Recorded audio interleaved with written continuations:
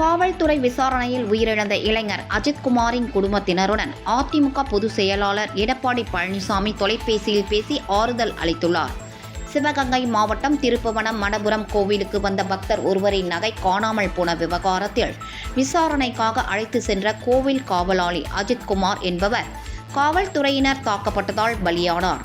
இந்த விவகாரம் தமிழகம் முழுவதும் மிகப்பெரிய அதிர்வலைகளை ஏற்படுத்திய நிலையில் முதலமைச்சர் ஸ்டாலின் அஜித்குமாரின் குடும்பத்தினருடன் தொலைபேசியில் பேசிய நிலையில் அவரின் தம்பி நவீன்குமாருக்கு அரசு வேலையும் குடும்பத்தினருக்கு இலவச வீட்டுமனை பட்டாவும் வழங்கப்பட்டது. இதனிடையே எதிர்க்கட்சித் தலைவர் எடப்பாடி பழனிசாமியும் உயிரிழந்த அஜித்குமார் தாயுடன் தொலைபேசியில் பேசி ஆறுதல் தெரிவித்துள்ளார்.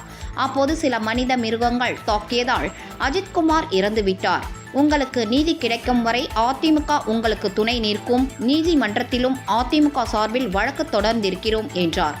அஜித்குமாரின் தம்பி நவீன்குமாரிடம் பேசுகையில் நீதிமன்றத்தின் மூலமாக நீதி நிலைநாட்டப்படும் என்று தெரிவித்தார்.